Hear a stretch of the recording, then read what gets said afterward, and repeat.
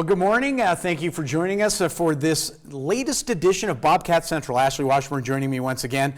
In sports, nothing is etched in stone, but at least now where we're set, there's a lot of things written on paper.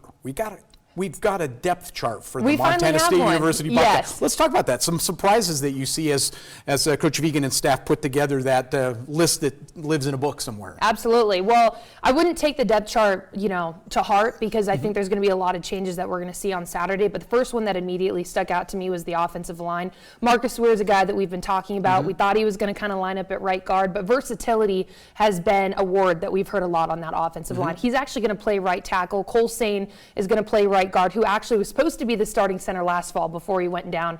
But they thought best, obviously, you want to keep Justice Perkins at center, Cole Sane, and then Marcus Weir. So that was on the offensive line that kind of stuck out. If we talk about running backs really quick, Kagan Williams got that starting job. No surprise there, coming from San Diego State, and he was a guy that Vegan has been super high on. The one underneath that was surprising but not really was Lane Sumner. I think we thought we would see Elijah Elliott, but Lane apparently has had a great fall camp and he's healthy. That's the biggest thing, and finally that's caught up with him. But Vegan did say, even though it's a 2 deep, you're going to see like a 3-4 deep rotation right there. Yeah, he has some weapons that don't necessarily show up on that paper, but could show up on the field. Oh, absolutely, and that I think was the biggest thing from the FCS championship on all boards is depth, because once you play a 14, 15 game season, it starts catching up with people's bodies, and so they needed depth at every position. So if we even talk about depth and we look at that linebacker one, that's finally set. You're going to have Callahan lining up at will, Danny's going to line up at Mike, but then also Nolan Askelson has been that versatility player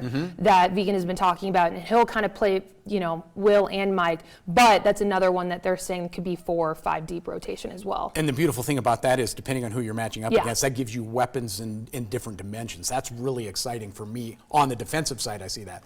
You said something last week that I thought was really great. There's some youth coming in some positions and that, but that doesn't mean inexperienced. I look at, Tommy getting the call. He's young, but it's not like he doesn't have experience. He's got great experience under his belt. There's other positions like that as well. They're young, but they're not babies by any means. They do have the legs to do this. Absolutely, and I think that just goes back to last fall, kind of looking at the defensive line. You've only got one starter returning, but their rotation last fall was 11 deep. So you had guys constantly get play time on the field, and so it's just more of the factor they weren't the name that people heard last fall, but that doesn't take away from what we can expect on Saturday. I think that there's a lot on these kids' shoulders, and if we're just going to talk about young, I think another one, just because he's a Montana kid, we got to talk about him, Taco Dowler, true freshman, and he will be the punt returner this fall for Montana State.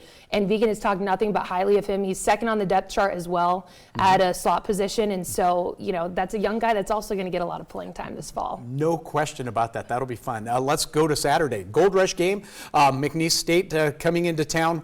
What an interesting, unknown team that is in so many different ways. They throw challenges that you don't get very often as a coaching staff as they bring their team, however it's structured, here to Bozeman on Saturday. Yeah, that program has actually, when you look back at the history of, let's just say even 5 years, they have gone through a lot. 4 different head coaches, if you include the new one, 2 back-to-back hurricanes that actually messed up their field. They haven't had lights for the last 2 years because of those hurricanes that rolled through. They had some academic sanctions, so they weren't playoff eligible. But this is kind of a new, fresh slate with Gary Goff that they have bringing in. He's coming from a Division II program, Valdosta State. He was there for 3 years, but in 2 seasons total, because obviously COVID was not a playing year for them, they went 22-3, back-to-back conference championships, and he led that team to the Division II championship last fall. So definitely some accolades that turned the heads of McNeese State for a program that's really trying to turn themselves around and bring back to what they were, 20, 30 years ago. Montana State obviously played them in 2002 in the FCS playoffs, and that was kind of when they were back in their heyday. So they're trying to get back there. It's going to be interesting to see how that goes, because you don't really know what you're matching up against. You don't know the players. You don't really know what the coaching staff is going to be like. You're throwing it all together. In some ways, what a great learning experience for the Cats. You play your own game.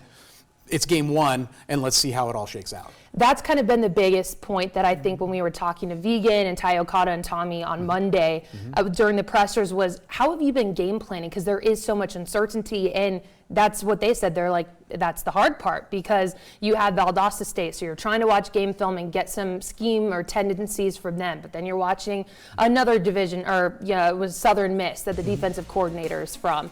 But then the personnel is the issue, because going to fall camp, 110 players on that roster, 58 of them were new to the program. So more than 50% of that roster is completely new. So you don't really know who's going to go on the field. I mean, you have a depth chart now to look at for McNeese State, but you don't know really what's going to happen come game day. Doesn't really mean anything. Yeah. It'll be interesting to see. Before we do that, big action coming up right here on this channel coming up tonight. You, Kyle Hansen, let's talk about what's happening there in the broadcast spectrum tonight. Yeah, this weekend is officially week one of college football. So start your Friday or your weekend with us. We've got the Big Sky Conference Hall of Fame induction at 7 o'clock. You've got some Grizz greats, Cats greats, so whatever fan you are, there's definitely stuff to watch there. That's a 2-hour program. And then at 9 o'clock, our Big Sky Conference preview show. That's with me and Kyle Hansen in Missoula. We're doing exclusive one-on-one interviews with Brent Vegan as well as Coach Hauk. But it's not just the Cats and the Grizz. It is the conference as a whole. We've got sit-downs with every single program, as well as some fresh faces that you're going to see on the field this fall that maybe you don't exactly know about. But it's all Big Sky Conference for an hour. Kind of a great way to start what's going to be a fun-filled college football weekend. That's fantastic. Again, Ashley Washburn joining us this morning for Bobcat Central, as she will every week. Looking forward to see what happens on Saturday. I know you are as well. Absolutely. I'll see you next week. All right. Thank you very much, Ashley. You're watching Montana This Morning. We're back right after this.